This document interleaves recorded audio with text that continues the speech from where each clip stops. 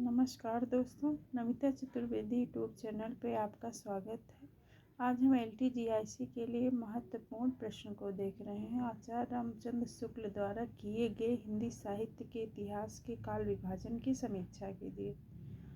इसका उत्तर है आचार्य रामचंद्र शुक्ल ने हिंदी साहित्य का इतिहास 1929 ईस्वी में हिंदी साहित्य के विकास को निम्नलिखित 4 युगों में बांटा।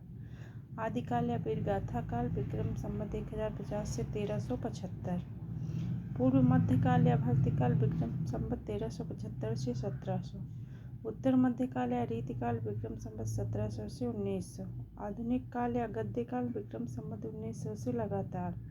आधुनिक काल को उन्होंने पुनश्च अधोलिखित 3 भागों में विभक्त किया। नई काव्यधारा प्रथम उत्थान भारतीय द्वीप विक्रम संवत 1925 से 1950। नई काव्यधारा द्वितीय उत्थान द्विवेदी युग विक्रम संवत 1950 से 1975। नई काव्यधारा तृतीय उत्थान विक्रम संवत 1975 से लगातार। काल विभाजन के संबंध में आचार्य रामचंद्र शुक्ल के कथन। प्रसिद्ध भी किसी काल की लोक प्रवृत्ति की प्रतिध्वनि है।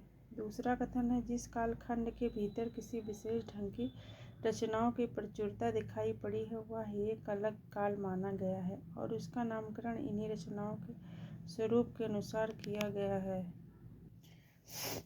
शुक्ल जी का तीसरा कथन है, शिक्षित जनता की जिन जिन प्रवृत्तियों के अनुसार हमारे साहित्य स्वरूप में जो जो परिवर्तन होते आए हैं, जिन जिन प्रभावों की प्रेरणा से काव्यधारा की भिन्न भिन्न शाखाएं फूटती रहीं, उन सबके सम्यक निरूपण तथा उनकी दृष्टि से किए हुए सुसंगत काल विभाजन के बिना साहित्य के इतिहास का सच्चा अध्ययन कठिन दिखाई पड़ता है। रामचंद्र शुक्ल के काल विभाजन की विशेषताएं।